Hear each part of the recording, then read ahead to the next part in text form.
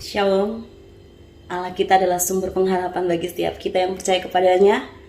Mari serahkan segala kekuatan kita kepadanya, karena Dia adalah Allah yang senantiasa memelihara kita. Terima kasih Tuhan Yesus.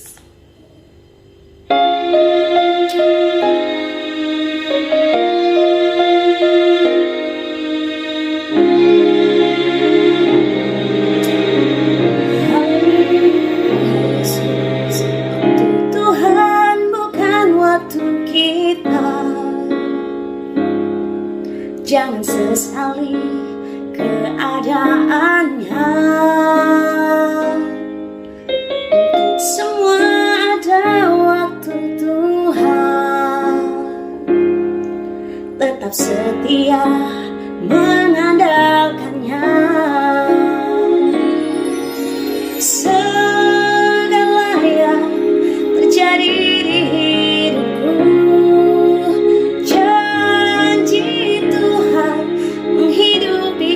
selalu ku yakin, percaya pada waktunya Tuhan, semua akan indah pada waktunya.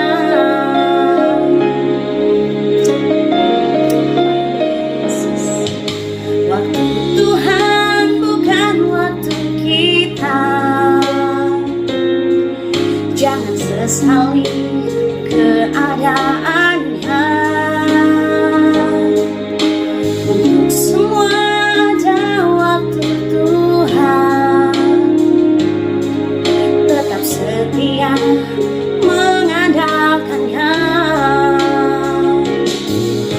Segala yang terjadi di hidupku, janji Tuhan menghidupiku selalu.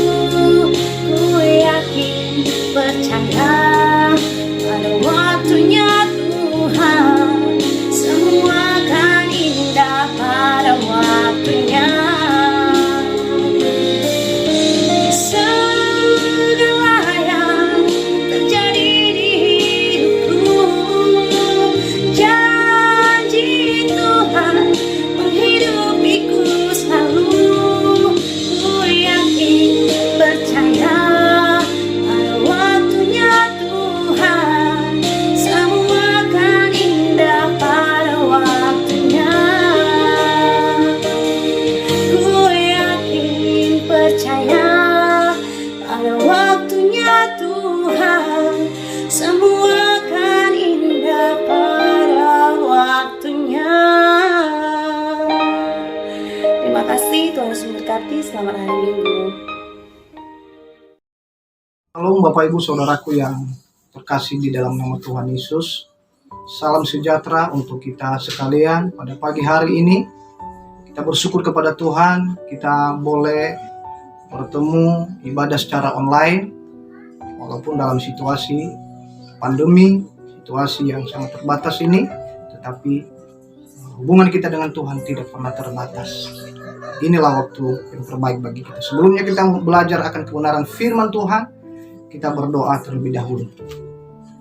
Bapa di dalam surga yang berkuasa, bahkan yang kami kenal di dalam nama Tuhan Yesus Kristus, Juru Selamat kami yang hidup, kami bersyukur buat kesempatan yang terindah ini Engkau berikan bagi kami.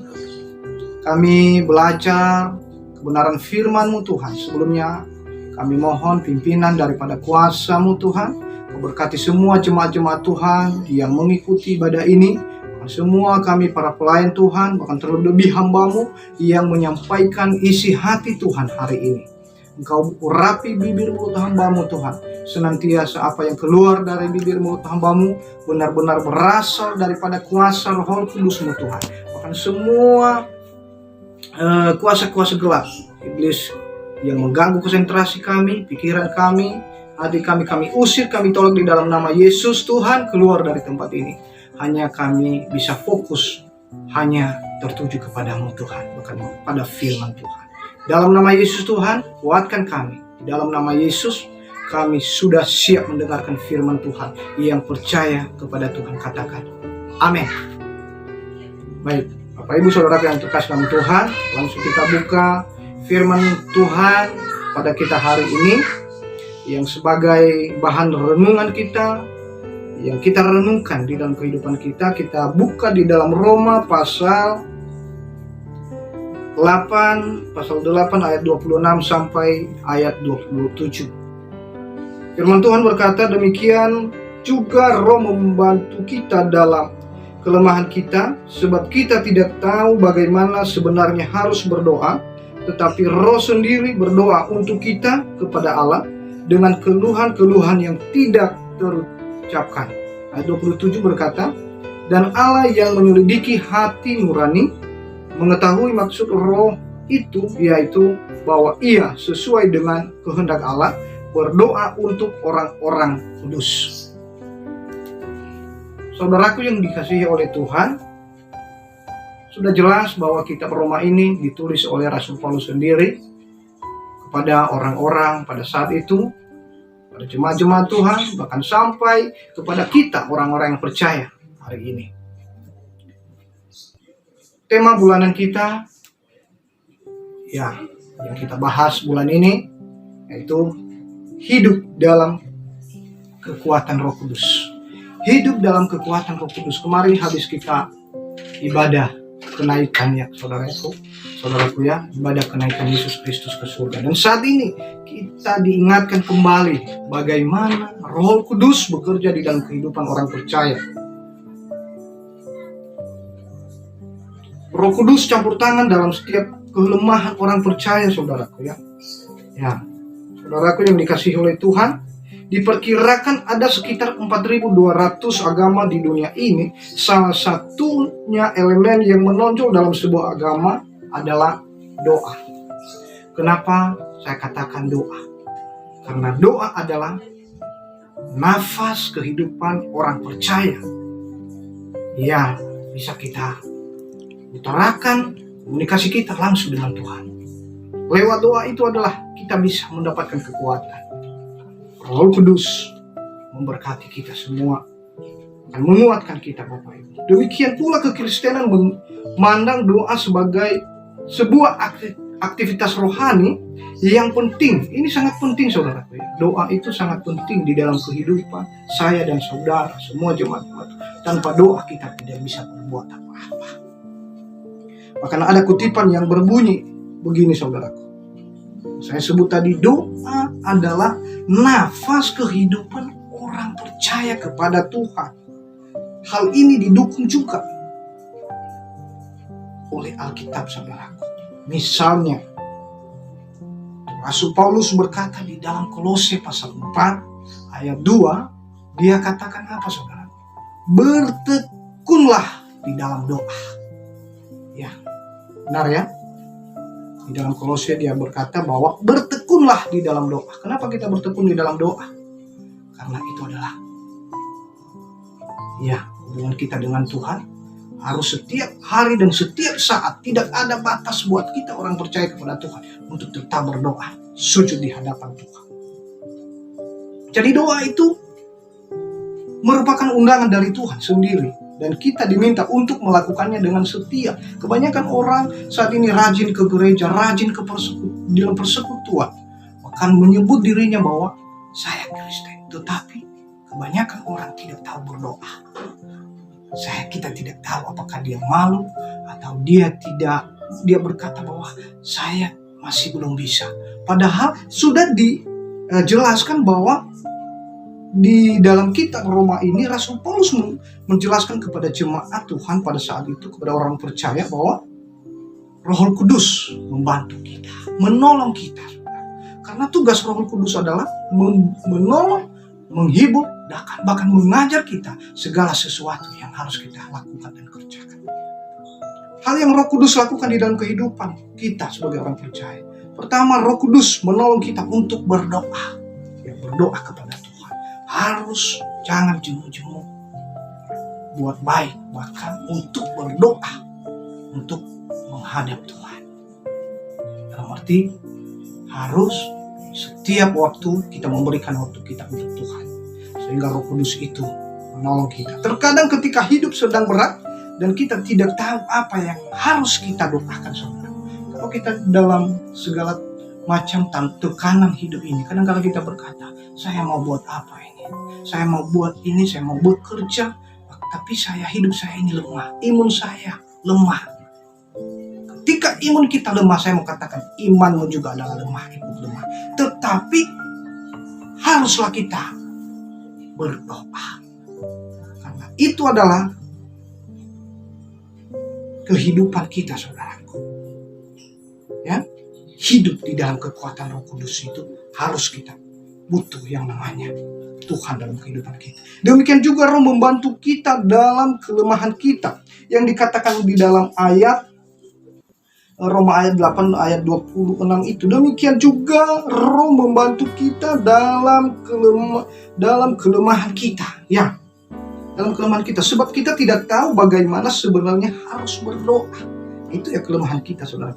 Kita tidak tahu harus yang mana kita doakan. Kadang-kadang kita berdoa di dalam diri kita sendiri, hanya untuk diri kita sendiri. Kadang-kadang kita lupa mendoakan orang lain. Tetapi di sini firman Tuhan menekankan kita harus mendoakan. Ya, kita berdoa untuk semuanya. Ya, bukan hanya untuk diri sendiri. Tetapi Roh Kudus sendiri berdoa untuk kita kepada Allah dengan keluhan-keluhan yang tidak terucapkan, saudara. Ya.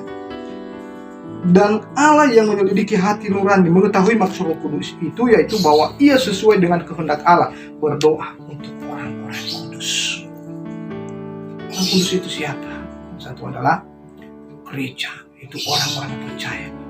Gereja itu adalah orang-orang yang keluar dari kegelapan menuju terangnya yang ajaib. Itu adalah orang kudus, itu adalah gereja, saudara. Ya? Dimana kita perhatikan dan pelajari firman Tuhan ini, saudara, terdapat di dalam Roma tadi 8:26-27. Yang dimaksudkan di sinilah adalah di dalam poin ayat 26 tadi, kelemahan yang dimaksud di sini ketidakmampuan kita untuk mengetahui situasi, memahami situasi, dan mendoakan situasi itu dengan apa? Dengan benar. Karena kita tidak tahu, kadang-kadang kita berkata, situasi kita tidak baik. Apakah bisa saya berdoa? Apa ini waktu yang tepat untuk kita? Tapi saya mau katakan, saudara, baik tidak baik waktunya, lakukanlah yang terbaik. Sujud di hadapan Tuhan, berdoalah, meminta kekuatan. Ya, Roh Kudus juga saya mau katakan bahwa Dia sebagai pengajar dan pengingat kita. Di saat kita lupa, Roh Kudus mengingatkan kita. Tugas saya seperti apa ya?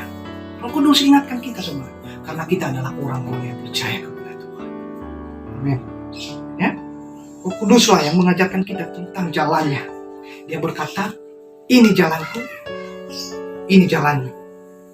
Tidak, saya mau katakan, jalannya Tuhan adalah hanya satu, adalah sesuai dengan firman Tuhan.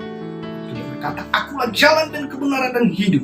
Tidak ada seorang pun yang datang kepada Bapa kalau tidak melalui aku. Aku adalah Yesus Kristus. Harus melalui jalannya Tuhan, sehingga kita tidak mudah tersesat dalam kehidupan ini. Maka itu seringkali di dalam hidup ini, saudaraku, ketika kita hendak berbuat dosa, akan ada sebuah bisikan yang mengingatkan kita akan kebenaran yang seharusnya kita lakukan, saudara. Firman Tuhan ini kalau kita merenungkan setiap hari dan setiap saat, saudara, Dia selalu mengingatkan kita. Ini adalah kena ini, firman Tuhan berkata, lakukan ini, tetap semangat. Ya, semangat itu harus dimiliki oleh orang percaya akan Tuhan. Ya, karena Roh Kudus itu adalah ketika melakukan apa yang dilakukan dalam kehidupan kita, otomatis kita senang. Ya, karena kita selalu hidup ini adalah tadinya lemah, tetapi kita kuat. Karena Dia penghibur. Roh Kudus yang akan diutus oleh Bapa dalam namaku, Dialah yang akan mengajarkan segala sesuatu kepadamu dan akan mengingatkan kamu akan semua yang telah kukatakan kepadamu. Itu di dalam Yohanes 14 ayat 26. Jadi mula-mula Roh Kudus akan mengajarkan kita akan kehendak Tuhan, sehingga kita dapat melakukan yang benar di hadapan Tuhan, dan terlebih-lebih juga di hadapan sesama kita. Kita melakukan yang benar, dan setelah itu ia mengingatkan kita ketika kita mulai melupakan kehendak Tuhan tersebut. Karena kalau kita lupa apa yang menjadi kehendak Tuhan di dalam kehidupan kita, karena kalau kita mempertahankan ego saya, enggak, ini yang benar, ini benar saya, tetapi saya berkata bahwa menurut kamu adalah benar, tetapi menurut pandangan Tuhan belum tentu benar. Karena orang baik belum tentu benar, tetapi orang benar otomatis sudah benar, yang dikatakan adalah sudah benar, sudah baik, benar. Ya. Poin yang kedua, hal-hal yang Roh Kudus lakukan di dalam kehidupan orang percaya. Ya, Roh Kudus yang akan membimbing kita, saudaraku. Ya, Roh Kudus akan membimbing kita. Ya, seringkali sebagai orang Kristen kita bingung harus mengatakan apa kepada orang-orang yang belum mengenal Kristus. Saya mau buat apa ini? Kalau saya sudah percaya, sudah menerima Yesus secara pribadi saya, bahkan saya ini adalah dipanggil oleh Tuhan untuk melayani Tuhan. Apa yang saya harus buat ketika saya menghadapi orang tersebut? Makanya firman Tuhan berkata bahwa harus kita datang kepada Tuhan. Kita harus belajar kebenaran firman Tuhan sehingga kita mudah dimengerti. Ya,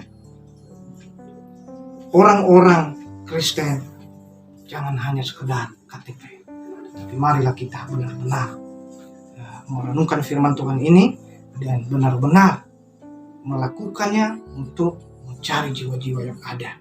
Ya, itu yang terbaik bagi kita, bahkan terlebih bagi Tuhan. Tetapi apabila ia datang Roh Kudus dalam ia datang, yaitu Roh Kudus, Roh kebenaran, ia akan memimpin kamu ke dalam seluruh kebenaran. Dalam Yohanes pasal 16 ayat 16 sampai 13 ya. Yohanes 16 ayat 13. Di situ dikatakan, tetapi apabila ia datang, yaitu Roh kebenaran, ia akan memimpin kamu ke dalam seluruh kebenaran, sebab ia tidak akan berkata-kata dari dirinya sendiri, tetapi segala sesuatu yang didengarnya itulah yang akan dikatakannya, dan ia akan memberitakan kepadamu hal-hal yang akan datang. Luar biasa, saudara. Roh Kudus itu dia akan memberitakan kepada saya dan saudara hal-hal yang akan datang. Ya, apabila orang diperhadapkan di dalam berbagai macam tantangan, problema di dalam kehidupan kita, ada satu pribadi yang menolong kita, saudara. Siapa namanya? Yaitu Yesus. Ya. Ada satu pribadi yang memperhatikan, yang menolong saudara dan saya adalah Yesus. Ya, Roh Kudus itu adalah yang selalu memberkati kita, Bapak Ibu. Dan orang percaya kepada Tuhan juga yang sudah dikuatkan oleh Tuhan harus memiliki buah, bahkan harus menghasilkan buah. Otomatis orang yang percaya kepada Tuhan tahu apa itu buah yang kita hasilkan. Yaitu terdapat di dalam Galatia pasal 5 ayat 22 sampai 23. Apa itu, saudaraku? Pasti ada di luar kepala. Tapi saya bacakan kepada kita, saudaraku. Bacakan ya. Nah, di sini. Tetapi buah roh ialah kasih, sukacita, damai sejahtera, kesabaran, kemurahan, kebaikan, kesetiaan, kelemah lembutan, dan penguasaan diri. Harus ada sukacita dulu, membangkitkan semangat kita ini, karena Roh Kudus turun atas kehidupan kita semua. Maka bangkitlah semangat kita, sukacita kita, ya. Ada kasih, mengasihi satu dengan yang lain, damai sejahtera, kesabaran. Harus sabar, sebagai anak Tuhan harus sabar menghadapi pandemi ini, ya. Menghadapi pandemi ini sudah cukup, durasinya lama sekali, sudah cukup lama, ya. Sudah 1 tahun lebih, saudaraku, ya. Kadang-kadang kita tidak bisa bebas keluar kemana-mana, apalagi pulang kampung, apalagi saudara-saudara di luar agama kita, saudaraku, tidak bisa mudik sama sekali. Pemerintah sudah memberikan aturan tersendiri, tetapi kita sebagai orang percaya jangan melanggar. Orang yang tidak percaya kepada Tuhan, silakan mereka melanggar, tetapi kita harus berpatokan di dalam kebenaran firman Tuhan. Ya, dikatakan ikuti protokol kesehatan, harus kita mengikuti protokol kesehatan. Kalau dibilang tidak boleh kemana-mana, berkeluyuran di luar sana sini, dan tidak boleh dulu untuk ngumpul-ngumpul di mana saja, harus jaga jarak, harus kita ikuti.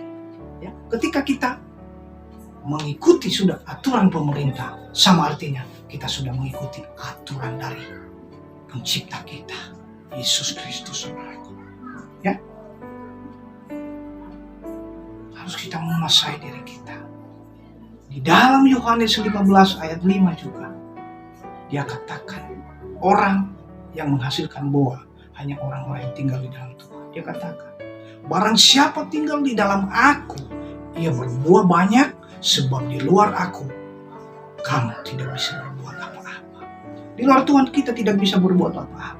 Tetapi saya mau katakan kepada kita saat ini, orang yang tinggal di dalam Tuhan, yang mengandalkan Tuhan, memprioritaskan Tuhan di dalam kehidupannya, pasti akan berhasil, pasti akan berbuah.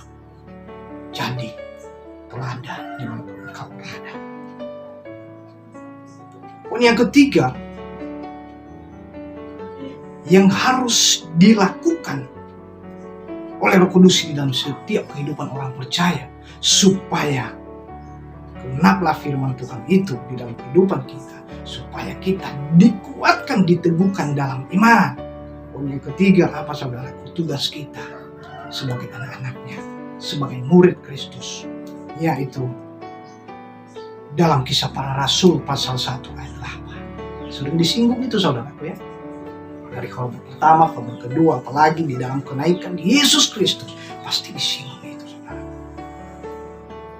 Apalagi dalam pemberitaan Injil. Poin yang ketiga, Roh Kudus memberi kekuatan kepada kita.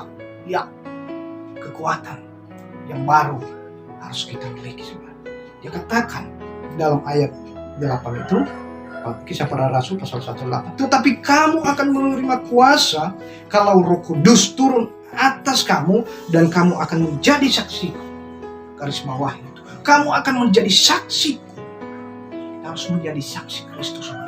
Kalau kita sudah menjadi orang yang sudah dipanggil oleh Tuhan untuk melaksanakan tugas kita, harus kita menjadi saksi Kristus. Kita menjadi orang percaya kepada Tuhan tidak mudah, saudaraku. Menjadi panggilan hamba Tuhan, melayani Tuhan tidak gampang, saudara. Harus ada yang perlu kita pertanggungjawabkan di hadapan Tuhan.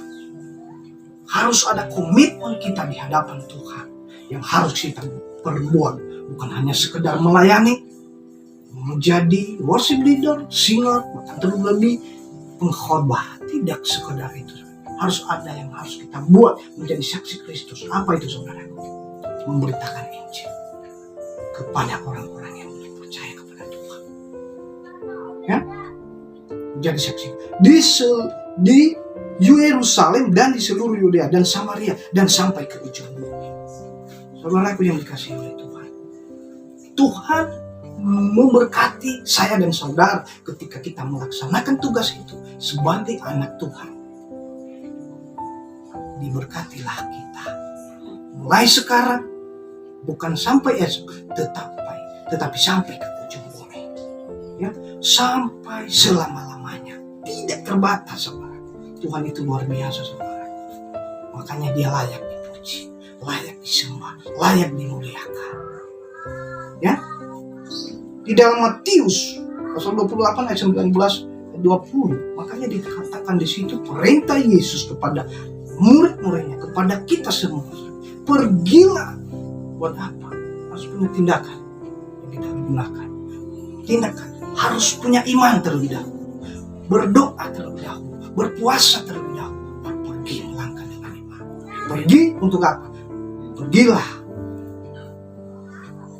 Nah, jadikanlah semua bangsa murid dan baptislah mereka dalam nama Bapa, Anak, dan Roh Kudus. Dan aku menyertai kamu sampai pada akhir zaman. Dikatakan di dalam Matius pasal 28 ayat 19 sampai 20 itu.